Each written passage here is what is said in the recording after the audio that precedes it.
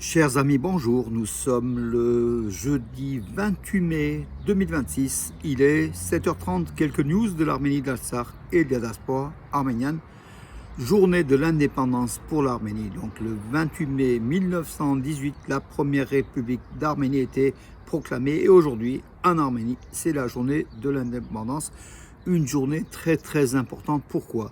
Parce que nous attendons d'une minute à l'autre ce matin, en direct de la télévision publique d'Arménie, de la chaîne de télévision publique d'Arménie, en direct le défilé des militaires, qui va nous montrer les nouvelles armes acquises ces 4 dernières années par l'Arménie. On a eu quelques indiscrétions, bien sûr, il y aura des canons César français, il y aura des radars, il y aura l'aviation qui va aussi survoler le ciel d'Yerevan, mais aussi, on a vu des robots, par exemple des chiens robots tueurs de fabrication arménienne. On en a vu donc hier lors des essais sur la place de la République. On va le voir tout à l'heure, donc on a hâte de voir ces chiens de guerre tout simplement, hein, robots, et qui tirent des rafales de mitrailleuses vers l'ennemi. Voilà. Et puis on aura bien sûr, on a vu aussi un drone, un super drone, l'équivalent du Harps israélien ou américain, d'une envergure importante, sans doute fabriqué en Arménie, mais peut-être en Chine, on verra. Tout le matériel militaire que Nicole Pachinian nous a promis de cette armée ultra moderne qui est, au cours de ces 4 dernières années, s'est sophistiquée pour faire face justement à la sécurité de l'Arménie, mes amis. Donc on a hâte tout à l'heure, d'ici quelques minutes, de voir cela. Je me dépêche pour cette vidéo, tout simplement. Et si vous écoutez cette vidéo, regardez la télévision publique d'Arménie. Trump, donc le président américain, a exprimé son soutien au Premier ministre arménien pour les élections. Pachinian rend son pays fort, prospère et très sûr. Le président américain a écrit: le Premier ministre de la République d'Arménie, Nicole Pachinian, mon grand ami et leader, œuvre à la force, à la prospérité et à la sécurité de son pays. Nicole partage pleinement ma vision de la paix et de prospérité pour l'Arménie et l'ensemble du Caucase du Sud. Le secrétaire d'État américain Marco Rubio s'est récemment rendu en Arménie où il a fait progresser plusieurs accords importants pour nos deux pays, a écrit Donald Trump, qui poursuit: bientôt les États-Unis et l'Arménie s'engageront ensemble sur la voie de la paix et de la prospérité internationale, conformément à la stratégie de Trump. Cette voie transformera le Caucase du Sud et permettra à nos grandes entreprises énergétiques américaines d'accéder aux ressources d'Asie centrale vers les États-Unis.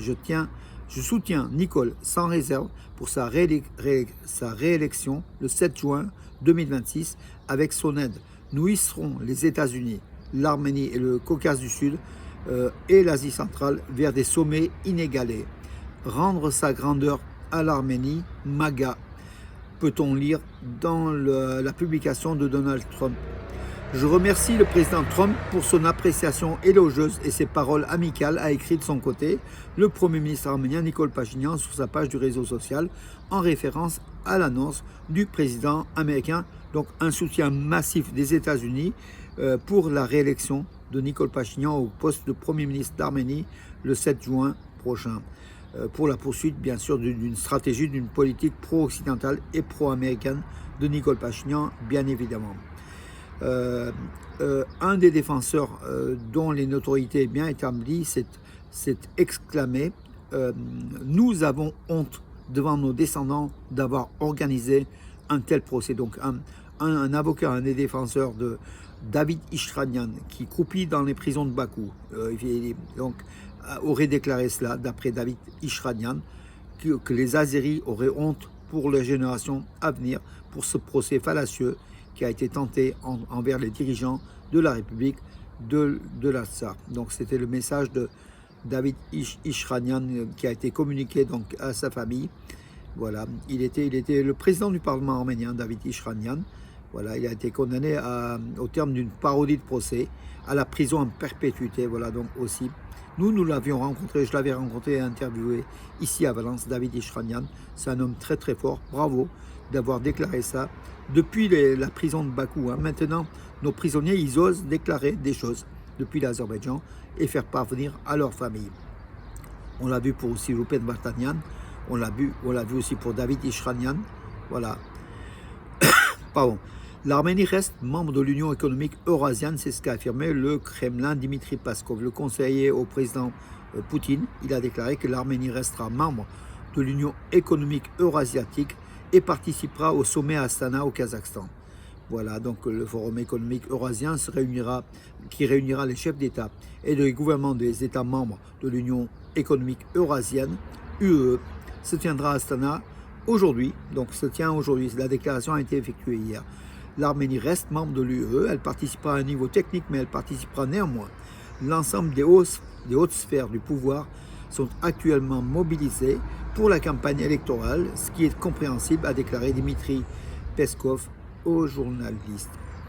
Si l'Arménie poursuit son processus d'adhésion, donc c'est une menace forte de Moscou, si l'Arménie poursuit son processus d'adhésion à l'Union européenne, la Russie cessera de lui fournir du gaz, des produits pétroliers et des diamants bruts, affirme Moscou par la voix de la porte-parole du ministère russe des Affaires étrangères, Maria Zakharova. Donc voilà, donc la Russie va sanctionner l'Arménie si l'Arménie poursuit son processus d'adhésion à l'Union européenne. Le 7 mai 2026, l'ambassade de la Fédération de Russie en Arménie a officiellement transmis à la partie arménienne une lettre du ministre de l'Énergie de la Fédération de Russie, Sergei Sivilyov, adressée au ministère de l'administration territoriale et des infrastructures de la République d'Arménie, informant que si le processus d'adhésion de la République d'Arménie à l'Union européenne se poursuit, la partie russe suspendra ou dénoncera unilatéralement l'accord de coopération dans le domaine des approvisionnements en gaz naturel, en produits pétroliers et en diamants naturels bruts à la République d'Arménie, signé le 2 décembre 2013 entre le gouvernement de la Fédération de Russie et le gouvernement de la République d'Arménie. C'est ce qu'a averti donc la porte-parole de la diplomatie russe. Les Arméniens achètent à 140 $ à peu près les 1000 mètres cubes de gaz. Or, le prix du marché international aujourd'hui est de 600, et même il va monter, il va dépasser les 1000 $. Donc la Russie pourra facturer, donc pourra multiplier par 5 ou 6 le prix du gaz livré à l'Arménie, qui est une des ressources essentielles de l'Arménie, le gaz russe. Voilà la menace de Moscou si l'Arménie se rapproche encore dans ce processus d'adhésion à l'Union européenne. Voilà une menace plus que forte économique qui va étrangler l'Arménie au cas où. Voilà.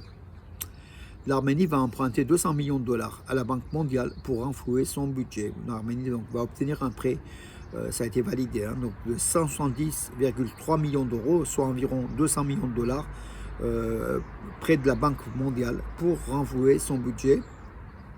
Le projet correspondant a été approuvé donc lors de la session du gouvernement arménien hier 27 mai.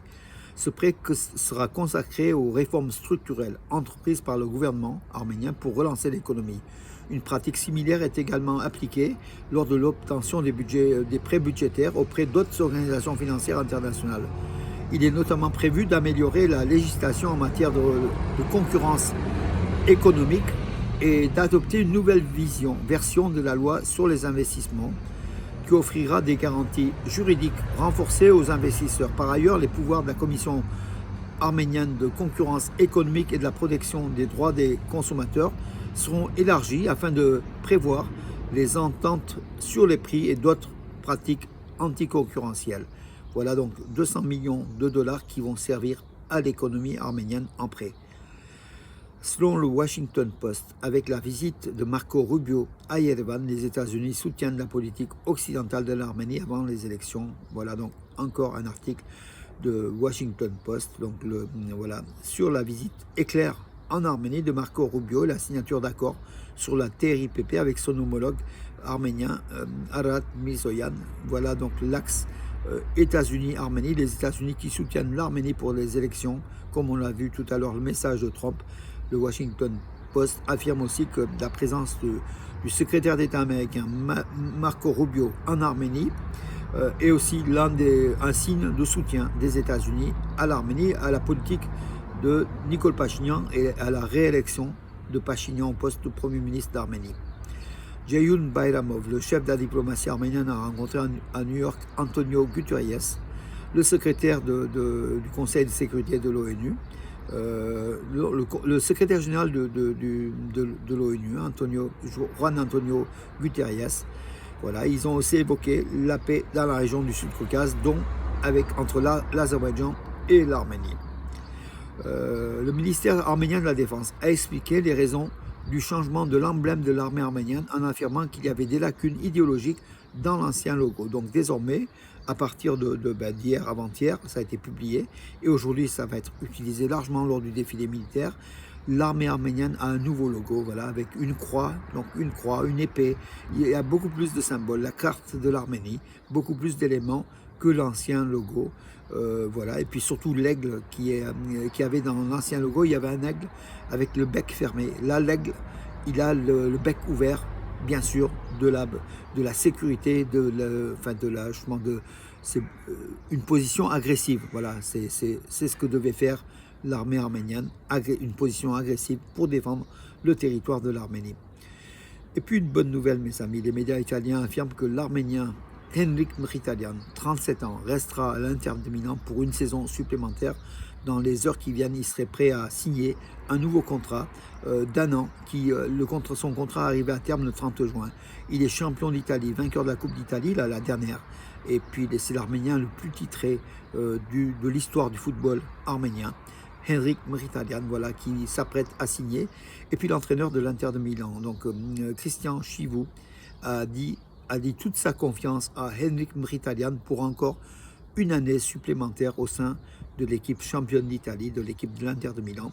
Sans doute, Henrik, qui voulait arrêter, va peut-être signer parce qu'il est acclamé, il est demandé, et nous en sommes heureux et fiers qu'Henrik Mkhitaryan, à 37 ans, puisse encore faire une année de carrière professionnelle au sein de l'Inter de Milan et sur la scène internationale, sur la scène européenne et représentant les couleurs de l'Arménie, mes amis.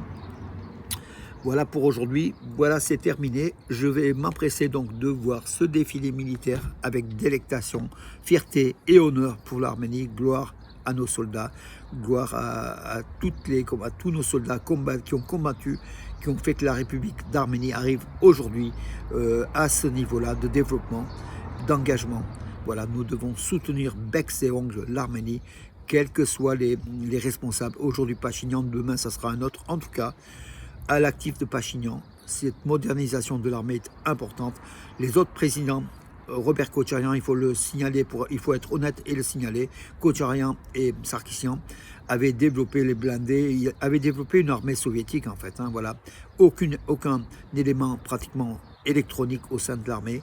Or, l'armée d'aujourd'hui, c'est une armée moderne, basée sur l'électronique, sur la robotisation, sur une armée moderne tout simplement, qui va faire face à l'ennemi au cas où l'ennemi attaque. Voilà. Bonne journée avec ce ciel radieux. Voilà, voilà, quel bonheur d'être aujourd'hui français d'origine arménienne. Vive la France, mes amis. Je parle beaucoup d'Arménie du matin au soir, mais n'oublions pas que nous sommes en France. Et je remercie la France de l'accueil réservé aux Arméniens. Nous sommes fiers d'être Arméniens en France. Nous sommes fiers d'être Français aussi. Le tricolore arménien est aussi dans nos cœurs. Le tricolore arménien et français, bien sûr. Voilà, nous sommes autant fiers pour la France que pour l'Arménie. Et cette amitié entre la France et l'Arménie qu'on verra tout à l'heure avec les chars, avec les canons César que l'Arménie a commandé. On en a commandé 36. L'Arménie a commandé d'autres matériels militaires auprès justement de la France, dont des radars. On va le voir tout à l'heure, mes amis. Et bonne journée. À tout à l'heure pour la télévision et à demain pour les informations, mes amis. Bonne journée. Parior.